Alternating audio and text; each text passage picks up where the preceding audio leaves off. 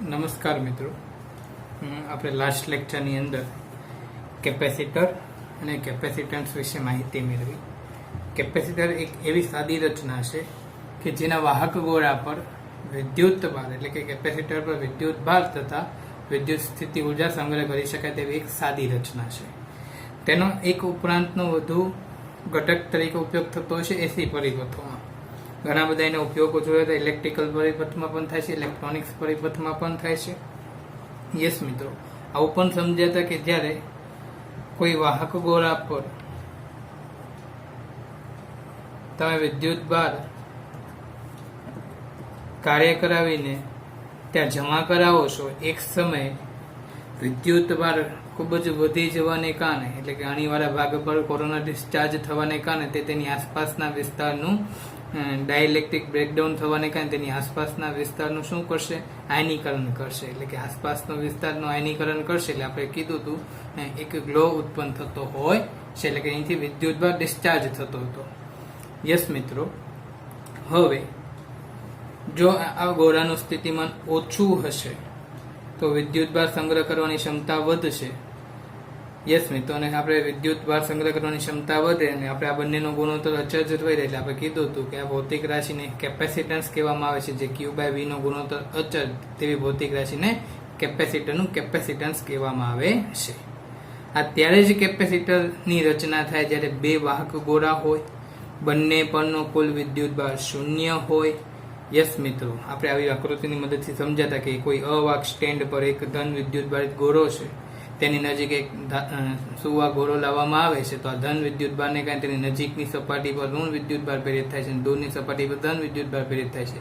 હવે દૂરની સપાટીને જો અર્થિંગ કરવામાં આવે એટલે કે ગ્રાઉન્ડ કરી દેવામાં આવે તો જમીનમાંના કેટલાક ઇલેક્ટ્રોન એટલે કે પોતે પૃથ્વી વાહક હોવાને કારણે જમીનમાંના કેટલાક ઇલેક્ટ્રોન ગોળા પર આવે છે અને ધન વિદ્યુત ભારને તટસ્થ કરી દે છે. એટલે હવે ગોળા પર ઋણ વિદ્યુત ભાર ખુલ્લો પડે છે. એટલે સમાન સંખ્યામાં ધન અને ઋણ વિદ્યુત ભારો બંને ગોળા પર આપણને પ્રાપ્ત થાય છે, જેનો કુલ વિદ્યુત ભાર શૂન્ય થાય છે અને વિદ્યુત ભાર સંગ્રહ કરવાની ક્ષમતા જે પોતે ચાર્જ ગોળો હતો તેમાં વિદ્યુત ભાર સંગ્રહ કરવાની ક્ષમતા વધે છે અને એને કારણે ક્ષમતા વધતી હોય એટલે કેપેસિટન્સ વધારી શકાય છે. યસ મિત્રો, હવે એક એવો મુદ્દો પણ નોંધ્યો હતો કે ભાઈ બે વાહક ગોળા જ હોય પરંતુ બંને પરનો વિદ્યુત ભાર હવે ધારો કે આના પર પ્લસ Q લ્યો ને બીજા પર 0 લ્યો, બે વાહક ગોળા જ છે પરંતુ ટોટલ ચાર્જ શૂન્ય નથી, તો તે કેપેસિટર રચતા નથી. યસ મિત્રો, આ વાહક પર વિદ્યુત ભાર સંગ્રહ કરવાની ક્ષમતા આપણે કીધું તો વાહકના પરિમાણ પર, આકાર પર, તેમની વચ્ચેની ગોઠવણી પર અને તેમની વચ્ચેના માધ્યમ પર આધાર રાખે છે. અને તેનું સૂત્ર C બરાબર Q/V અથવા Q બરાબર CV પણ યાદ રાખી શકો છો. તેનો એકમ કુલમ પ્રતિ વોલ્ટ પણ થાય અથવા કેપિટલ F એટલે કે ફેરાડે પણ થતો હતો. કેપેસિટર રચતા સુવાહકોને આપણે કેપેસિટરની પ્લેટ કીધી હતી, ધન વિદ્યુતભાઈ સુવાહકને ધન પ્લેટ કીધી હતી, ઋણ વિદ્યુતભાઈ પ્લેટને આપણે ઋણ વિદ્યુતભાઈ સુવાહકને ઋણ પ્લેટ કીધી હતી. કેપેસિટરની સંજ્ઞા આપણે આ રીતે બંને પ્લેટોને સુવાહક બંને પ્લેટોને એકબીજાને સમાંતર દર્શાવી હતી, જે તેની પરિપથોની સંજ્ઞા છે. યસ મિત્રો, પછી કોઈ એક વાહક ગોળો કેપેસિટર રચી શકે તેવા કિસ્સાની અંદર અનંત અંતરે આપણે બીજા વાહક ગોળાને લીધો હતો. તેના માટે પૃથ્વીને વાહક તરીકે સ્વીકાર્યું હતું અને તેનું કેપેસિટન્સ મેળવ્યું હતું 711 માઇક્રો ફેરાડે પૃથ્વી માટે. યસ મિત્રો, નેક્સ્ટ આપણે ભણ્યા હતા પેરેલલ પ્લેટ કેપેસિટર એટલે કે સમાંતર પ્લેટ કેપેસિટરની વાત કરી હતી, જેમાં બે પ્લેટો હતી, બંને પ્લેટો પર સમાન ચાર્જ ડિસ્ટ્રીબ્યુશન હતું. એક ધન વિદ્યુત ભારિત પ્લેટ હતી, બીજી ઋણ વિદ્યુત ભારિત પ્લેટ હતી.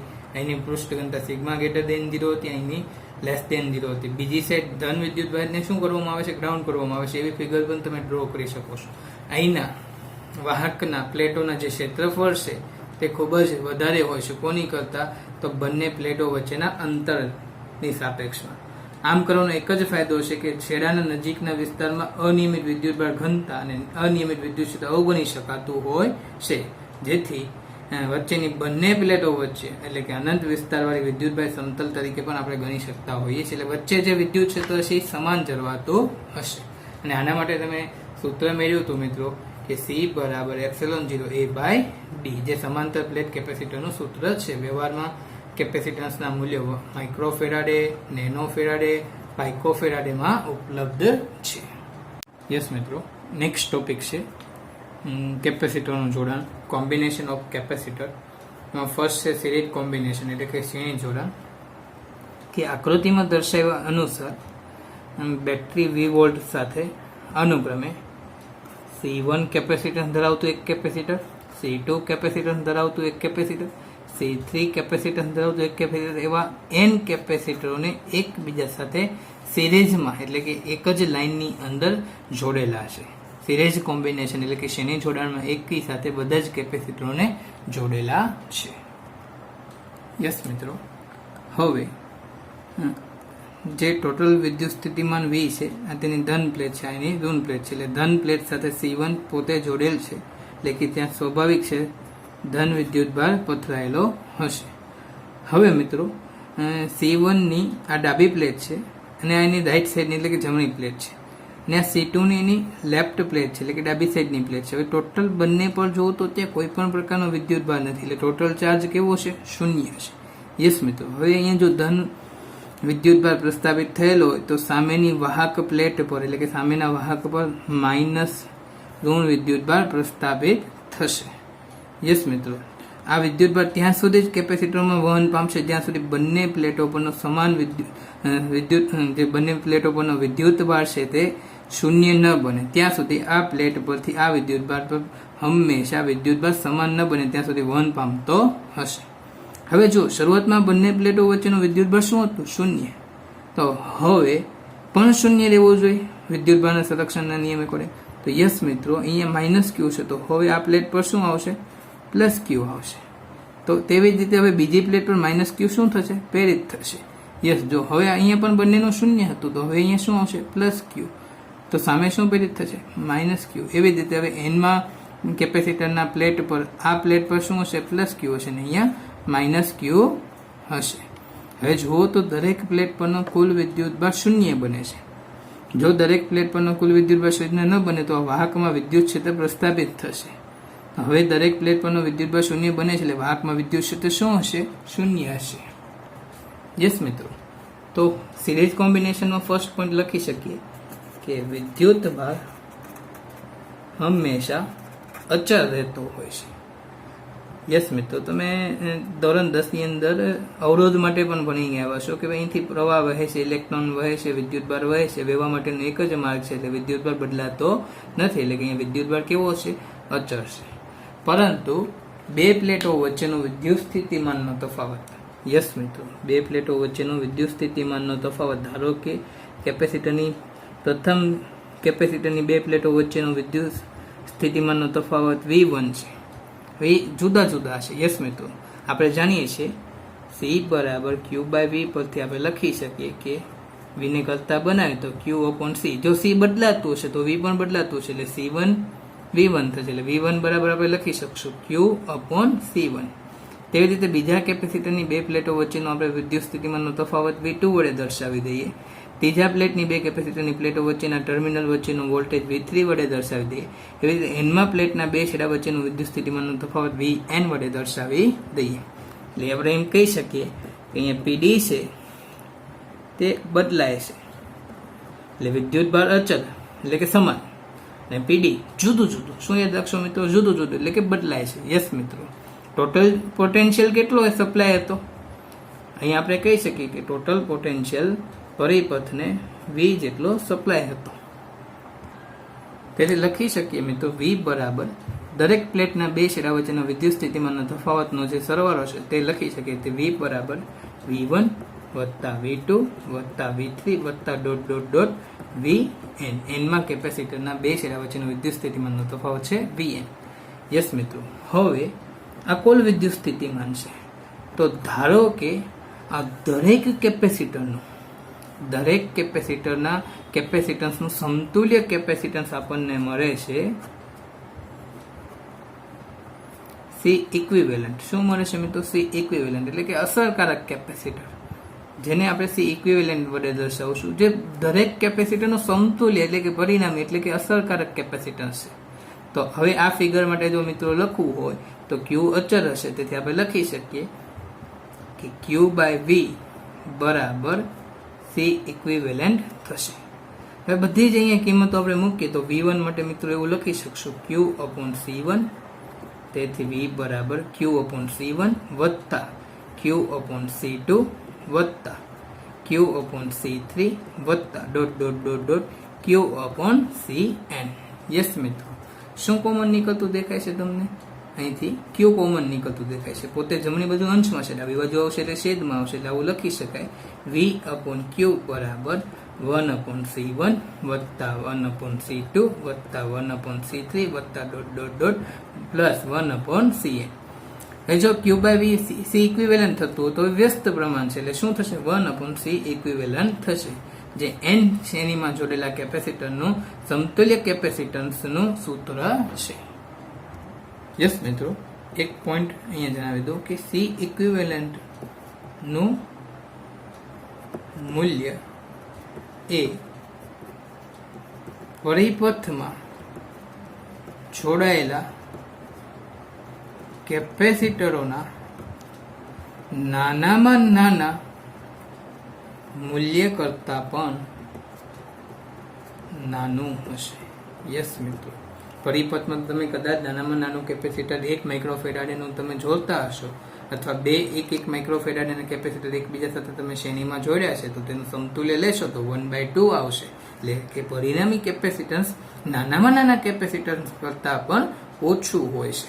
યસ મિત્રો, ફરી ત્યાંને એક્સપ્લેન કરીએ કે પરિપથમાં આપણી પાસે મિત્રો 3 કેપેસિટરો છે. એક કેપેસિટર છે 1 માઇક્રોફેરાડેનું, બીજું કેપેસિટર છે 2 માઇક્રોફેરાડેનું, ત્રીજું કેપેસિટર છે 3 માઇક્રોફેરાડેનું.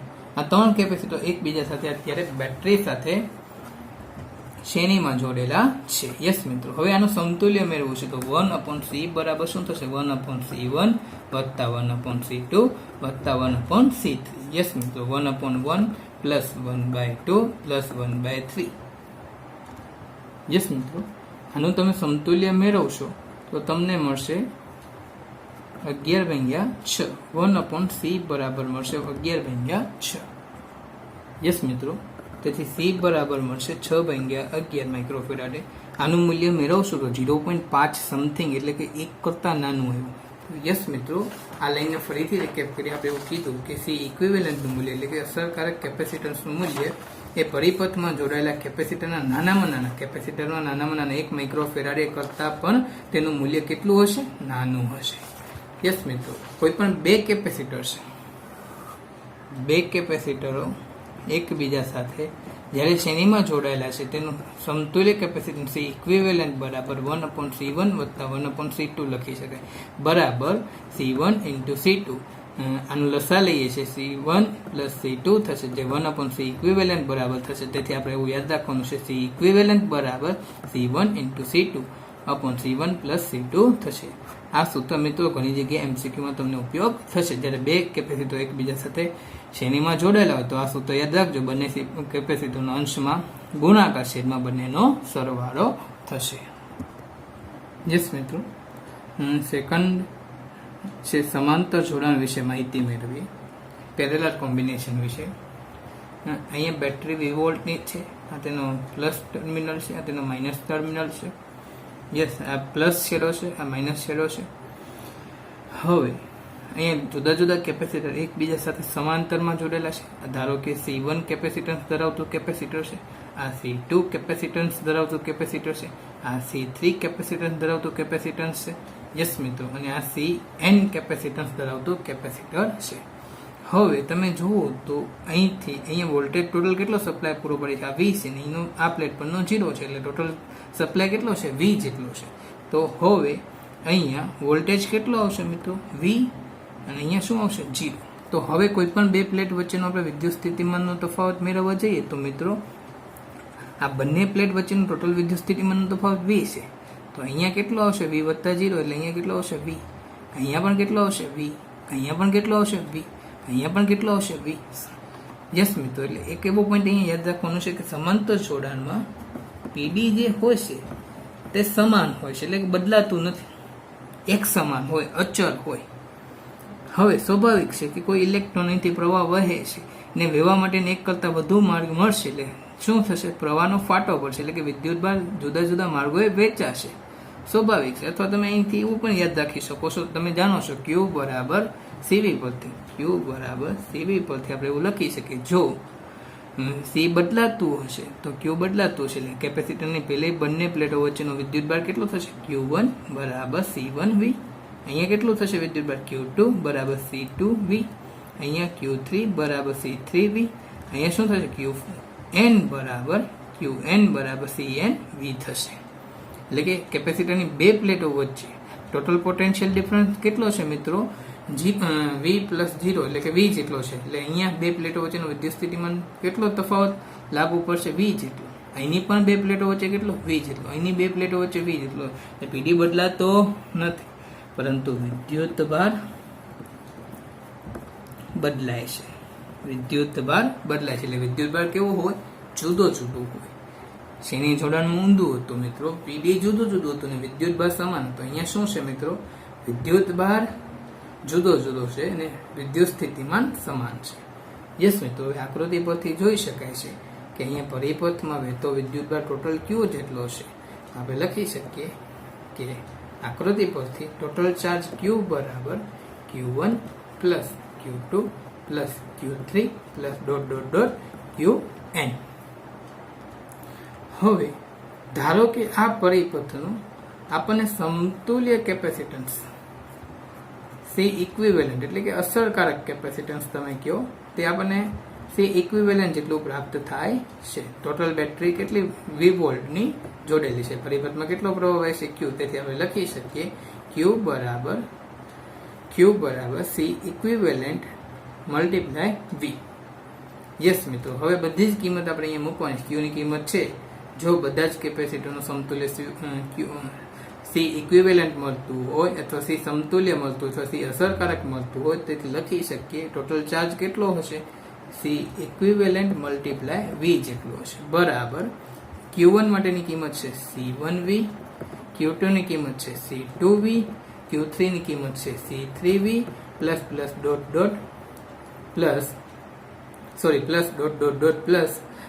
આપણે લખશું CNV. શું તમને સામાન્ય નીકળતું લાગે છે, V સામાન્ય નીકળશે એટલે બંને બાજુ VV કેન્સલ થશે, તેથી C ઇક્વિવેલન્ટ સૂત્ર મળશે, C ઇક્વિવેલન્ટ બરાબર C1 વત્તા C2 વત્તા C3 વત્તા ... Cn. આપણે કહી શકીએ કે સમાંતર જોડાણમાં કેપેસિટરોનો સરવાળો થતો હોય છે. ઓલામાં વ્યસ્ત પ્રમાણનો સરવાળો થતો હોય છે, અહીંયા આપણે કેપેસિટરોનો જે સરવાળો થતો હોય છે, સમાંતર જોડાણમાં સરવાળો થતો હોય છે. એટલે અહીંથી એક પોઈન્ટ બીજો ફલિત થાય છે કે C ઇક્વિવેલન્ટનું મૂલ્ય એ પરિપથમાં જોડાયેલા મોટામાં મોટા કેપેસિટરના કેપેસિટન્સ કરતા વધુ હશે. ધારો કે પરિપથમાં આપણે 3 કેપેસિટરો જોડેલા છે, 1 માઇક્રોફેરાડે, 2 માઇક્રોફેરાડે અને 3 માઇક્રોફેરાડે. ત્રણેય સમાંતરમાં છે, ત્રણેય કેપેસિટર સમાંતરમાં છે, તો તેનું C ઇક્વિવેલન્ટ આપણે C પ્રાઇમ વડે દર્શાવીએ તો ટોટલ કેટલું થશે, 1 વત્તા 2 વત્તા 3 એટલે કે ટોટલ શું થશે, 6 માઇક્રોફેરાડે. હવે પરિપથમાં સૌથી મોટો કેપેસિટર કયો હતો, C3 હતો. આ ફિગરને નથી જોવાનું, તમારે આ ફિગરને એકોર્ડિંગ એઝ્યુમ કરવાનું છે કે 3 કેપેસિટર હતા, 1 માઇક્રોફેરાડે, બીજું 2 માઇક્રોફેરાડે, ત્રીજું 3 માઇક્રોફેરાડે. આ 1 માઇક્રોફેરાડે, 2 માઇક્રોફેરાડે, 3 માઇક્રોફેરાડે. સમતુલ્ય મેળવ્યું તો ટોટલ કેટલો, 6 માઇક્રોફેરાડે, જે પરિપથમાં જોડેલા મોટામાં મોટા કેપેસિટરના કેપેસિટન્સ કરતા પણ વધુ આવે છે. યસ મિત્રો, MCQ માટે એક ઇમ્પોર્ટન્સ લાઈન, જો C